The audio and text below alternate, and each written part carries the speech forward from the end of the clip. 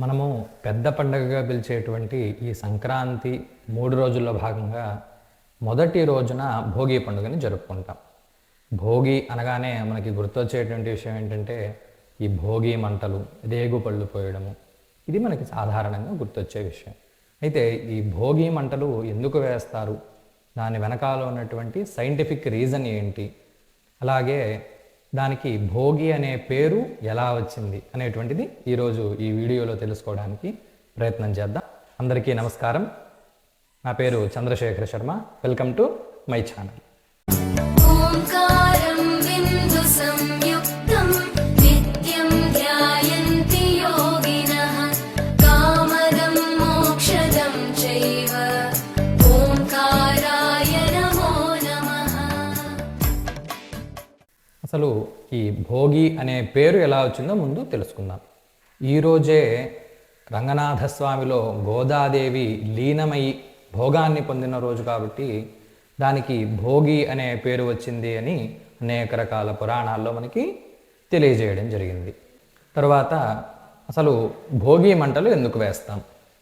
ఈ సమయంలో సూర్యుడు దక్షిణాయనం నుంచి ఉత్తరాయణంలోకి మారతాడు.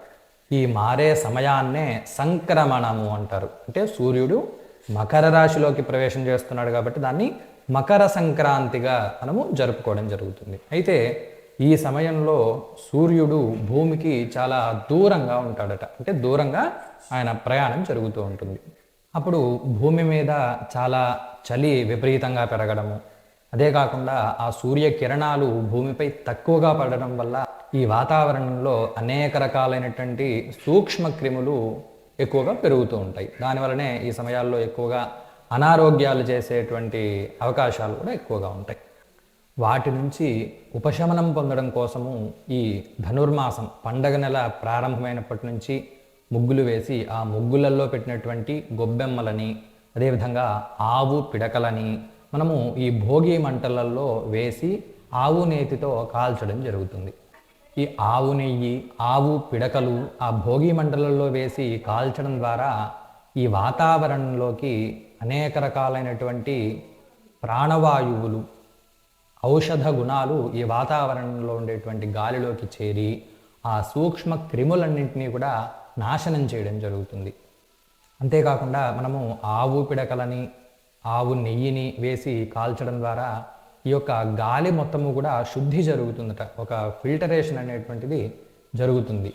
ఇదే కాకుండా మనము దాంట్లో వేసేటువంటి కర్రలు ఎలా ఉంటాయి అంటే పూర్వపు రోజుల్లో మనకి ఏ వస్తువులైనా సరే, ఏదైనా ఒక పెద్ద మంచం చేయాలి అన్నా, లేకపోతే ఏదైనా ఒక మంచి కుర్చీ చేయాలి అన్నంతా కూడా ఈ ఎర్రచందనం కానీ లేకపోతే మంచి మంచి చెట్ల నుంచి సేకరించినటువంటి ఆ కర్రతోనే తయారు చేయించేవాళ్ళు మన పెద్దలు.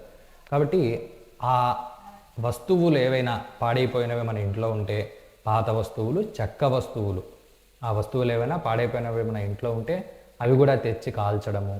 అదేవిధంగా మనము అనేక రకాలైనటువంటి చెట్ల నుంచి సేకరించిన బెరడులు, చెట్ల ఆకులు, చెట్ల కొమ్మలు ఇవన్నీ కూడా మనము దాంట్లో వేసి కాల్చడం ద్వారా అందులో కొన్ని ఔషధ గుణాలు కూడా మనకి ఈ వాతావరణంలోకి చేరి ఈ గాలి శుద్ధి జరగడం జరుగుతుంది.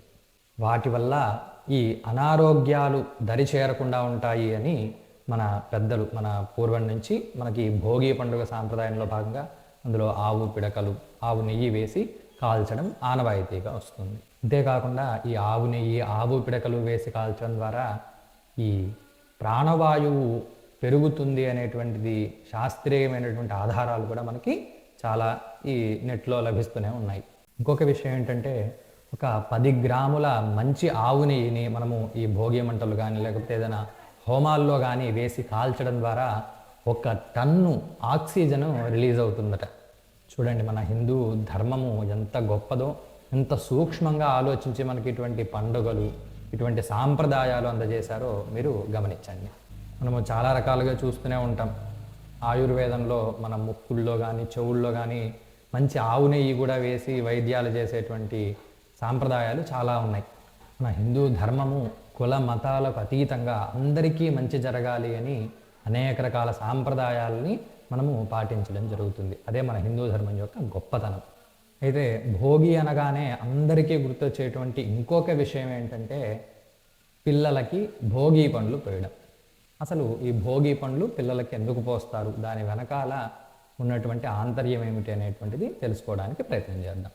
ఈ రేగి పళ్ళని సంస్కృతంలో బదరీ ఫలం అంటారు.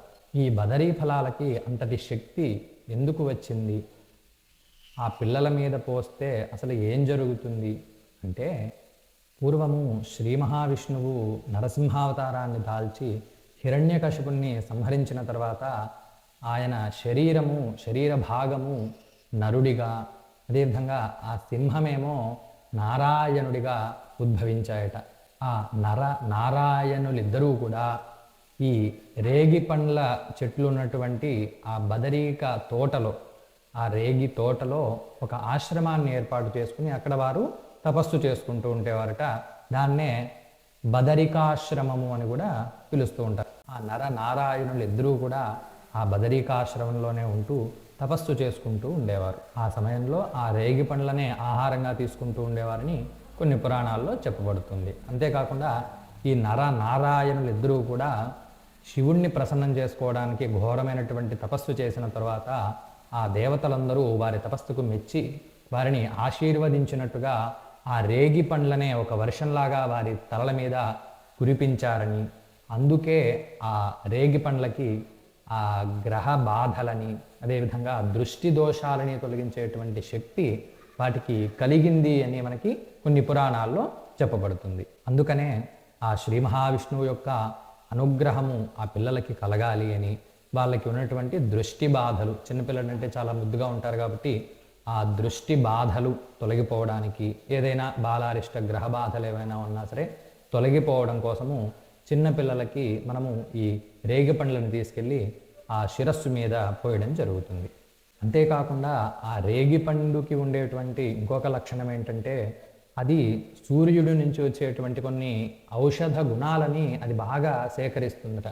ఆ సేకరించినటువంటి ఈ సమయంలో ఉన్నటువంటి ఆ రేగి పండ్లని, ఈ సమయంలో మనకి దొరికేటువంటి రేగి పండ్లని తీసుకొచ్చి ఆ పిల్లల తల మీద పోసినప్పుడు ఆ పిల్లలకి ఉండేటువంటి బ్రహ్మరంధ్రం మీద, చాలా శుతి మెత్తగా ఉండేటువంటి ఆ బ్రహ్మరంధ్రం మీద ఈ ఔషధ గుణాలు కలిగినటువంటి ఆ రేగి పండ్లను వేయడం ద్వారా వాళ్ళల్లో జ్ఞానం పెంపొందుతుంది అనేటువంటి ఆలోచనతో కూడా ఈ రేగి పండ్లని ఆ పిల్లల మీద పోయడం జరుగుతుంది.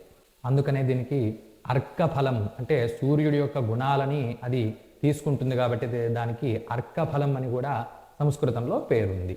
అయితే ఇప్పటి కాలంలో చాలామంది భోగి పండుగని ఎలా జరుపుకుంటున్నారంటే, అనేక రకాలైనటువంటి ప్లాస్టిక్ వ్యర్థాలు, లేకపోతే ఏదైనా మిగిలిన కవర్లు, మిగిలిన వస్తువులు వేసి వాటిల్లో కాల్చడము, దాని ద్వారా మనకి వచ్చేటువంటి మంచి కంటే కూడా చెడు ఎక్కువగా మనకి జరుగుతుంది.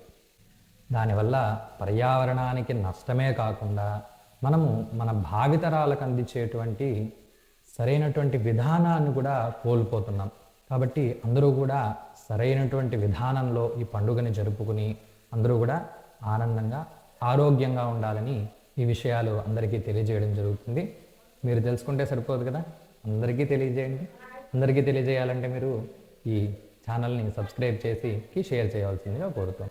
ఇటువంటి మరిన్ని వీడియోలు మీరు చూడాలనుకుంటే వెంటనే మా ఛానల్ని సబ్స్క్రైబ్ చేసి ఆ గంట సింబల్ని యాక్టివేట్ చేసుకోవడం ద్వారా మేము ఏ కొత్త వీడియో పెట్టినా సరే అది మీకు నోటిఫికేషన్ రూపంలో వస్తుంది. అంతేకాకుండా ఈ మెసేజ్ మీరు 10 మందికి తెలియజేయాలనుకుంటే ఈ వీడియోని వెంటనే షేర్ చేయండి. జై శ్రీరామ్.